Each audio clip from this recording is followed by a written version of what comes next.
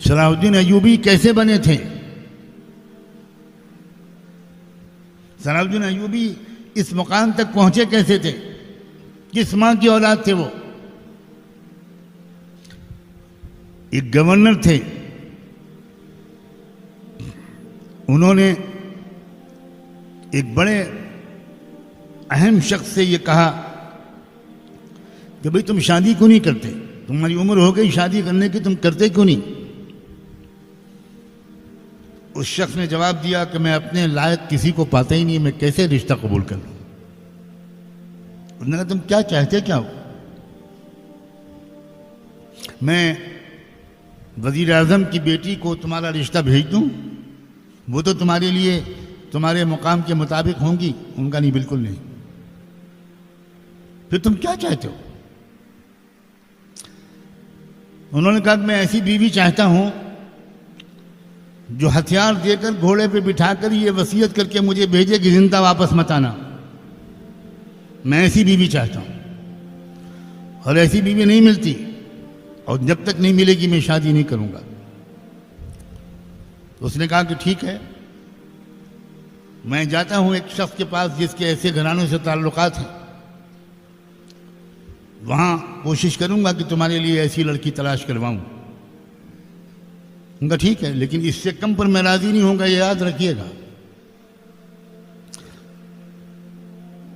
یہ وہاں پہنچے اور اس عظیم رہنما کے پاس پہنچ کر یہ کہا کہ میں آپ کی اس رعایا میں سے ایک ایسے بہادر انسان کے لیے رشتہ مانگنے آیا ہوں، آپ کسی جگہ ایسی جگہ رشتہ کرا دیجئے، آپ رعایا کے تمام گھروں سے واقف ہیں کہ جہاں ایسی کوئی لڑکی رہتی ہو تو اس کا رشتہ کرا دیں۔ ابھی یہ بات چیت چل رہی تھی کہ ایک لڑکی کی آواز آئی، اس نے اجازت منگوائی کہ میں کچھ حاضر ہو کر عرض کرنا چاہتی ہوں، کیا اجازت ہے؟ تو کہا گیا کہ ہاں بالکل کہہ سکتی ہو بیٹی، آ کر جو کہنا چاہتی ہو، جو درخواست پیش کرنا چاہتی ہو وہ پیش کرو۔ اس لڑکی نے آ کر کہا کہ عالی پناہ، میں آپ سے ایک درخواست لے کر آئی ہوں کہ گھر والے میرے رشتے کو تلاش کر رہے ہیں، آپ کے تعلقات اور نظر پورے قوم پر ہے، اللہ کے واسطے میرا رشتہ ایسی جگہ کرا دیجئے، ایسا شوہر مجھے دلوا دیجئے جس کو میں ہتھیار دے کر گھوڑا تیار کر کے سواری پر بٹھا کر اور اس سے کہوں کہ میرے سرتاج جاؤ اور خدا کے واسطے اس جہاد میں جا کر اس طرح حصہ لینا کہ زندہ واپس مت آنا، جنت میں انشاءاللہ ہم تم ہمیشہ ساتھ رہیں گے، ایسی جگہ رشتہ کرا دیجئے۔ وہ شخص جو ابھی کچھ دیر پہلے اپنے لیے ایسی بیوی کی تلاش کی درخواست کر رہا تھا، وہ پردے کے دوسری طرف بیٹھا ہوا سن رہا تھا، اور اس نے جب یہ سنا تو وہ حیرت میں رہ گیا کہ وہی مطالبہ جو میں لے کر آیا تھا، وہی مطالبہ یہ کون سی لڑکی لے کر آئی ہے؟ یہ تو الفاظ بھی ملتے جلتے بول رہی ہے، وہی کچھ کہہ رہی ہے، یہ ہے کیا معاملہ؟ تو ان شخص نے کہا، انہوں نے کہا بیٹی بالکل ٹھیک ہے، میں جلد تمہارے لیے ایسے رشتے کا انتظام کرتا ہوں۔ اور اس کے بعد بلایا، ابھی لڑکی موجود ہے، اور کہا کہ اس بچی کے سامنے ذرا اپنا مطالبہ دہراؤ جو تم نے ابھی تھوڑے دیر پہلے مجھ سے کہا تھا۔ انہوں نے کہا عالی پناہ، شیخ المشائخ، میں آپ کے پاس اس درخواست کو لے کر آیا تھا کہ میرے گھر والے میرا رشتہ کرنا چاہ رہے ہیں، مجھے ایسی بچی کے ساتھ رشتہ کروا دیجئے جو مجھے عزیمت و جہاد کے میدان میں ہتھیار دے کر گھوڑے پہ بٹھا کر اس طرح رخصت کرے کہ یہ کہے کہ زندہ واپس مت آنا۔ میں نے تو آپ سے یہ کہا تھا۔ بچی سن کر حیران رہ گئی۔ انہوں نے کہا کہ بس اللہ نے تم دونوں کی تمناؤں کو ملا دیا، تم دونوں کو جمع کر دیا، اب میں تمہارے ماں باپ کو پیغام بھجواتا ہوں۔ چنانچہ انہی دونوں کا رشتہ ہوا، اور انہی دونوں سے جو بیٹا پیدا ہوا اس کا نام تھا صلاح الدین ایوبی۔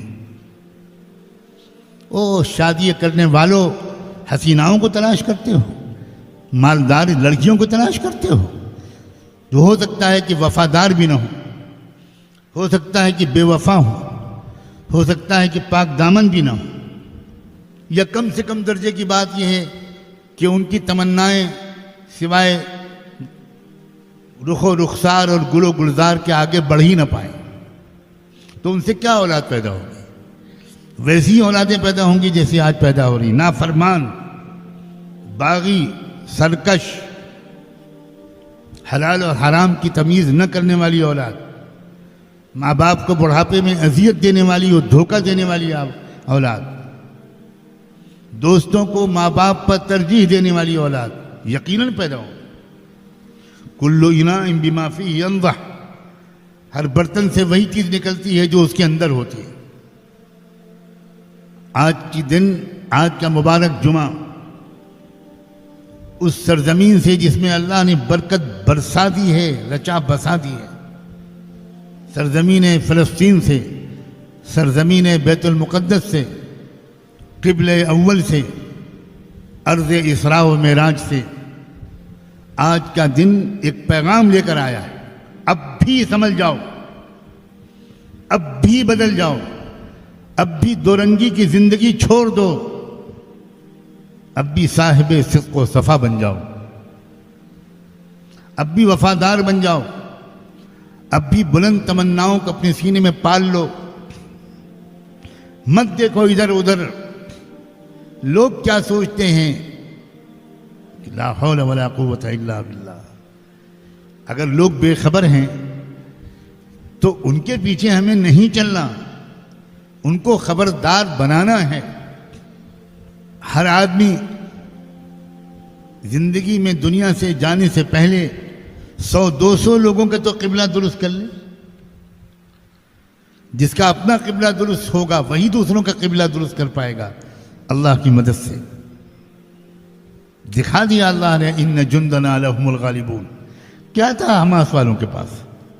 کیا دنیا یقین کرے گی اس بات پر کہ جو راکٹ وہ چھوڑ رہے تھے وہ کہیں سے بنائے تھے انہوں نے؟ واٹر پائپ سے، جو پانی کے پائپ چلتے ہیں جن سے میونسپلٹی سے پانی آتا ہے، واٹر ورکس سے پانی آتا ہے، یہ انڈر گراؤنڈ پائپس ہوتے ہیں، ان پائپوں کو نکال کر انہوں نے ان کو راکٹ بنایا تھا۔ یہ ہیں بہادر۔ کیا تم نے سوچا کہ ان کو بند کر دو غزہ کے اندر؟ کسی جگہ سے غزہ کے اندر داخلہ ممکن ہی نہیں، 10-15 چیک پوسٹ پر سے تو کم گزرنا پڑتا ہے، اور وہاں کپڑے اتار کر تلاشی لیتی جاتی ہے، عورتوں تک کے کپڑے اتارے جاتے، اندر جا ہی نہیں سکتا کچھ، چاروں طرف سے بند۔ دنیا میں ایسی کوئی بستی کی مثال شاید تاریخ انسانی میں نہیں ملتی۔ اسرائیلی حکومت کی طرف سے منظور شدہ سامان منظور شدہ ایجنسیوں ڈیلر کے ذریعے سے اندر بھیجا جاتا ہے، بسکٹ ہیں، چاکلیٹ ہے، دودھ ہے، اس طرح کی چیزیں، بنیادی ضروریات۔ ہمیں بھی آج کل تھوڑا تھوڑا اس کا ذائقہ انڈیا میں چکھایا جا رہا ہے، عادت ڈالی جا رہی ہے کہ جاؤ ڈی مارٹ، جاؤ بڑے بڑے مال، سب بند ہے، کیا ملے گا؟ ایسنشل چیزیں ملیں گی، جاؤ لے جاؤ، شکر لے جاؤ، چاول لے جاؤ، گیہوں لے جاؤ، باقی اور جو میک اپ کا سامان بند، کھلونے بند، ٹافی چاکلیٹ بند۔ یہ سب ترتیب ہے خدا کی طرف سے۔ ہماری بگڑی ہوئی عادتوں کو شاید اللہ سدھارنا چاہ رہا ہے۔ بڑی مٹل کشتی کرتے تھے، جب چاہو جدھر چلے جاؤ، فلائٹ پکڑ لو، ریل پکڑ لو، ادھر گھومو ادھر گھومو۔ اللہ نے کہا کہ بس بہت ہو گیا، بند ہو جاؤ، بند ہو جاؤ اپنی جگہ پر، ملو بھی مت ایک دوسرے سے، آئسولیٹ ہو جاؤ۔ ہم ایک دن 24 گھنٹے کے لیے آئسولیٹ ہونے کو برداشت نہیں کر رہے، اور وہ 50 60 70 سال سے آئسولیٹ ہیں۔ اتنی زبردست نگرانی ان کی ہو رہی ہے کہ وہ تو کہیں سڑک پر چل بھی نہیں سکتے بغیر نگرانی کے۔ مگر اللہ